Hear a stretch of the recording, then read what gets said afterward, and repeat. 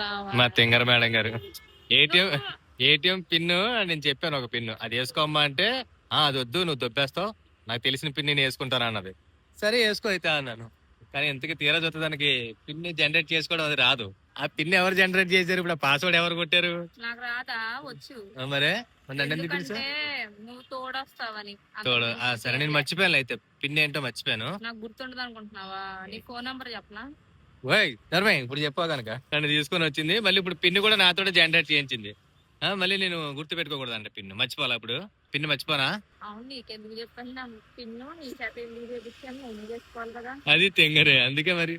సర్లే నేను చేసినా నువ్వు చేసినా డబ్బులన్నీ నీకే కదా వస్తాయి. అన్ని మన అకౌంట్ లోనే ఉంటాయి. కొత్త అకౌంట్ ఇచ్చారని చెప్పి ఆనందం వచ్చింది మేడం గారికి. జాగ్రత్తగా దాచుకో, కొన్ని డబ్బులు ఉంచేస్తాను అందులో నీకోసం. థ్యాంక్ యూ బావా. ప్రతి నెల కొన్ని డబ్బులు పెళ్ళాం బీమా యోజన అన్నమాట, అందులో దాచుకో. కొంచెం డబ్బులు అందులో ఉంచేస్తాను, అలా సేవింగ్ చేసి ఉంచుకో. నీకు ఎప్పుడన్నా ఏమన్నా అవసరం షాపింగ్ చేసుకోవాలన్నా ఏమన్నా అంటే అందులో డబ్బులు వాడుకుంది కానీ. వాడేసుకుంటా బాగా. డీల్ ఓకేనా? Deal okay. సరిపదా. Deal okay. అందుకే మా ఆవిడ కొన్నిసార్లు తింగరదనిపిస్తుంది.